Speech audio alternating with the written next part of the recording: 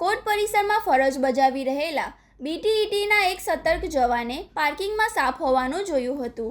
તેમણે તાત્કાલિક આ અંગેની જાણ વાઇલ્ડ લાઇફ રેસ્ક્યુ ટ્રસ્ટની ભરૂચ બ્રાન્ચમાં પ્રમુખ મુકેશ વસાવાને કરી હતી. માહિતી મળતા જ મુકેશ વસાવા પોતાની રેસ્ક્યુ ટીમની સાથે ગણતરીની મિનિટોમાં જ કોર્ટ સંકુલના ખાતે દોડી આવ્યા હતા. લોકોના ટોળા વર્યા.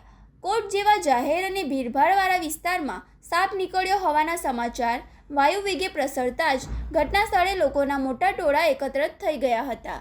મુકેશ વસાવાએ લોકોના ટોળાને દૂર રાખીને ભારે જહેમત અને સાવચેતીપૂર્વક રેસ્ક્યુ ઓપરેશન હાથ ધર્યું હતું.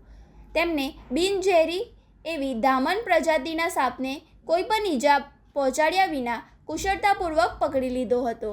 ત્યારબાદ આ સાપને તેના કુદરતી રહેઠાણ સમાન સુરક્ષિત જંગલ વિસ્તારમાં મુક્ત કરવામાં આવ્યો હતો. રેસ્ક્યુ કામગીરી પૂર્ણ થયા બાદ વાઇલ્ડ લાઇફ રેસ્ક્યુ ટ્રસ્ટ દ્વારા લોકોને ખાસ અપીલ કરવામાં આવી હતી કે ચોમાસાની શરૂઆત કે ગરમીના દિવસોમાં અવારનવાર રહેણાંક કે જાહેર વિસ્તારમાં સાપ નીકળવાની ઘટનાઓ બને છે. આ સમયે ગભરાઈને સાપને મારી નાખવાના બદલે અથવા જાતે પકડવાનો સ્ટન્ટ કરવાના બદલે તાત્કાલિક વન વિભાગને કે વન્યજીવ સંરક્ષણ સંસ્થાઓના નિષ્ણાતોનો સંપર્ક કરવો જોઈએ.